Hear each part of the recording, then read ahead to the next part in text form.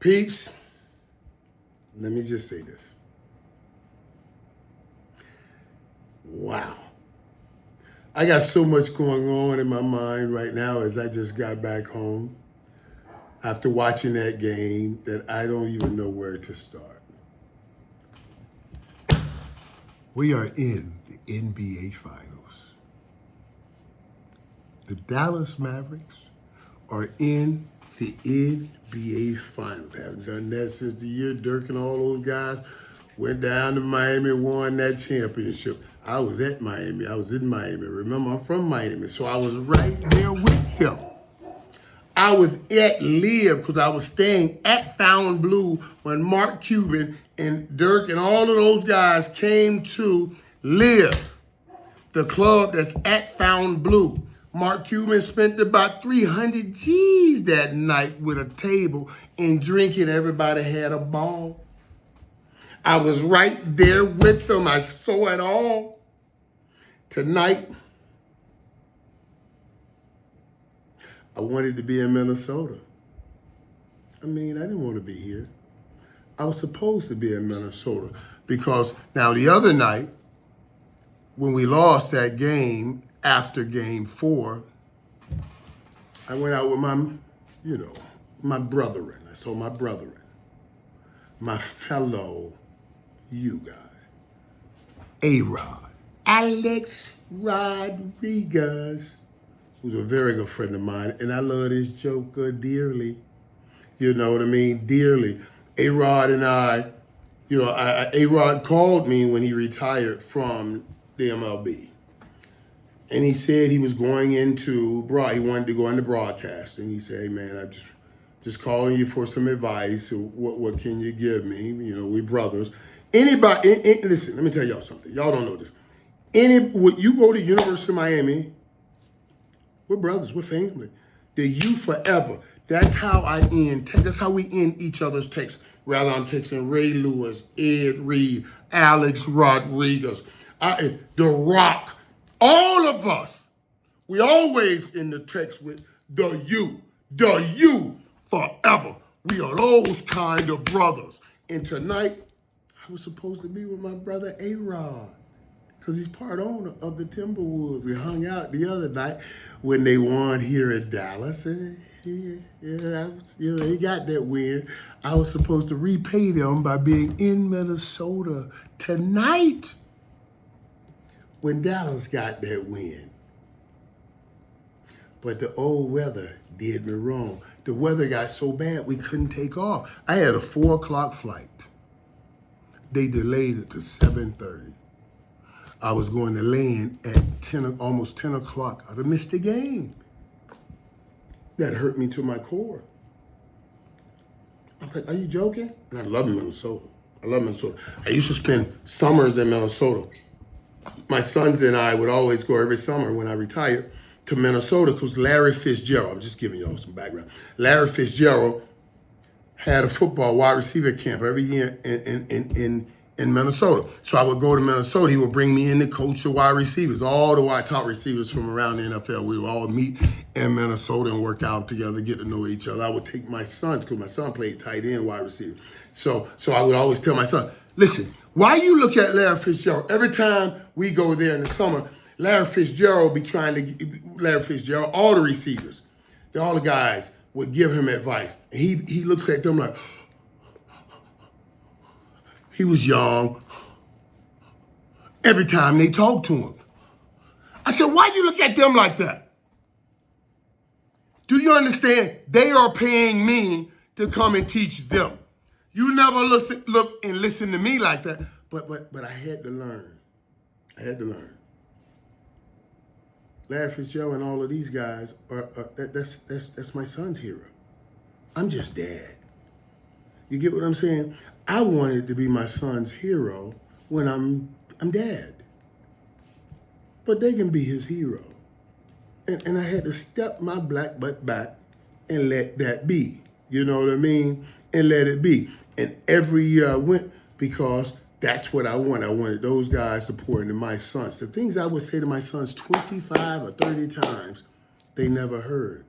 Larry Fitzgerald said one time, And, I used to tell him, I said, do you know Larry is trying to do what I did? Larry's trying to get those things right there that I got.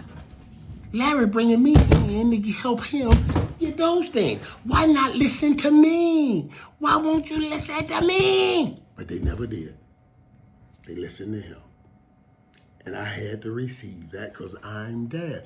And the reality is, as dad, they want to show me that they're man enough to do it on their own. That's their total battle. So getting advice from Larry, I had to figure it out and let it go. But I'm going to tell you something. I was supposed to be in Minnesota tonight. My flight got delayed. I was going to leave here. Let me just say this. When I said my flight got delayed, for people who don't know. I don't fly private. I don't trust it. I don't do it. My anxieties are so bad, even on the big planes. But I don't fly private because every time seems like something happens, it was on a private plane. I was always scared of private planes, especially now. I call it, I never liked them, but even PK, they got worse for me. My anxieties got worse on airplanes.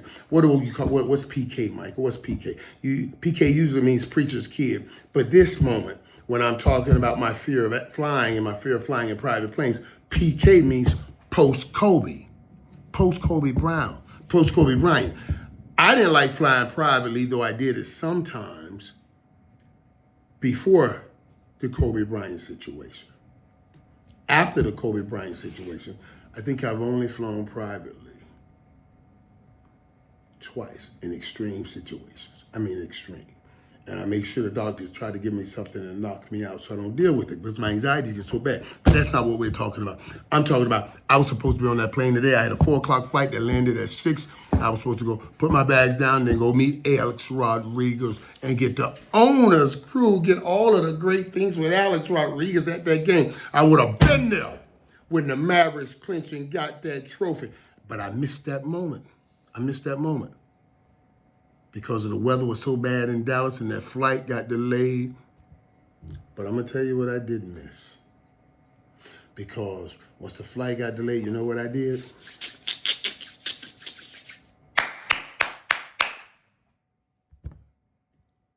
I called Hardy's dad, and we went and watched the game together. And we were hanging out watching the game together, y'all. Oh my God. And then right after the game, we FaceTime Hardy. When they were in the locker room, jumping around. We FaceTime Hardy, and we were right there. He let us on. They put it on TNT. We were, here his dad. I'm going to tell y'all, I'm going to get to this before I get to the game analysis. I'm going to tell you something. And I told his dad, because it was so great to be with his dad, man, and watch this moment and his excitement in this moment. And God did some weird things, man, because I've been thinking about my mom a lot lately. You know, I lost my mom to Alzheimer's. And my mom, in her last few days, I would be sitting at her bedside in the hospital, and I said, baby, I was apologizing to her because I couldn't fix it this time. I couldn't fix the Alzheimer's. Spent my whole life fixing everything for my mom and making sure she's good, but I couldn't fix this Alzheimer's. And I was apologizing. I said, baby, I'm so sorry, baby. I'm so sorry. I got the best doctors. We just, you know. She said, baby, what are you talking about? She said, listen, God told me when you were born that you were going to make my latter days greater than my former days. On her deathbed, she said to me, you did that. She said, I went to Super Bowls. We won Super Bowls. I traveled the world. We went to Hawaii for Pro Bowls. She said, I can't ask God for a better life than I have lived.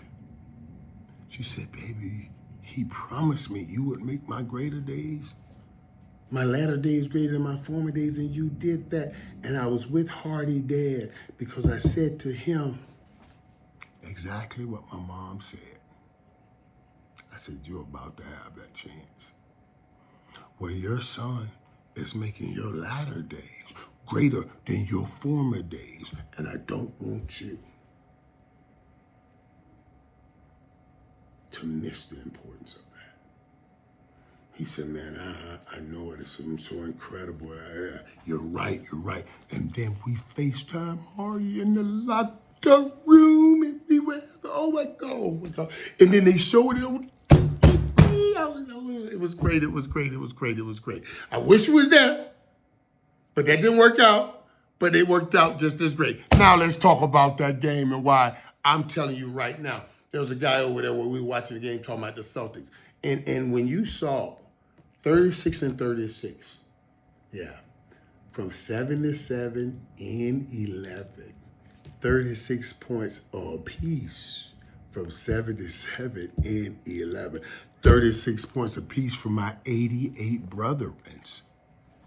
And I keep telling people, 77 and 11 equals 88. Every time in this damn city, when we have had Irvin in 88, we have won championships. And we shall do it again this year. I shall be in Boston to watch it. Well, not for game one. For game one, I'm going to open my Playmakers 88. Remember the little restaurant bar I'm doing with my sons to give to my sons, Playmakers 88. We're supposed to open in late June. We will be opening June 6th for the NBA Finals. I won't miss this. I would not miss this. I'm telling you, this is the Mavericks year, guys. And we are so, oh my God, it's so crazy here in Dallas right now. Well, I told Jerry Jones, the Stars, the Rangers, and now the Mavericks, the pressure now is on the Cowboys. We got to follow suit. But I want to congratulate my Dallas Mavericks for making it to the NBA Finals. My 88 brethrens, Luka and Kyrie. Luka said as he checked out, he told the Minnesota crowd, I wish he would have won it here. But on the road, Luka got to tell the Minnesota crowd, make sure y'all watch the NBA Finals. He's a dirty dog. I love that joker. He's just a dirty dog. And let me say this too, because I know a lot of mugs will be out here talking noise. Man, Luka, one thing I don't like about Luka is Luka all that arguing with the referee. Shut the fuck up.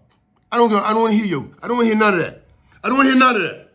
I do not want you to try to shocky Luka. Let me tell you what I mean. Jeremy Shocker left the University of Miami, went to the New York Giants. He's a great tight end. He tore it up. And then everybody kept talking about Jeremy Shocker got to stop talking so much during the week. He puts a target on his back for Sunday. But they didn't understand. See, Jeremy Shockey talked all week to put the target on his back, but then he made him perform when he felt he was against the wall every Sunday. And they told him, stop doing that. And when he stopped being Jeremy Shockey. I hate to hear when people, I don't like that part about Luka. Who gives a damn what you don't like? If Luka was the worst player in the league, then I would listen to your opinion because maybe it can help him move his way up to being the best. But he's the best player in the league. So you can shut the hell up. Let Luka do what Luka has been doing. Don't stop, Luka. And I like you telling the Minnesota crowd, bye-bye. We'll see you watching the NBA Finals. That's what I'm talking about. I don't know what else to say. I'm going to stop right there. I'm going to let it go, but we're going to keep talking about this thing, man. I'm going to show you those pics. I'm going to say, because we were snapping pics all day long. Let me tell you something, man. The greatest thing about being me is other brothers like Hardy and like his dad and the Luka. When you meet them, and I'm really just a fan. Like all of you, I'm really just a fan. I'm a crazy-ass fan.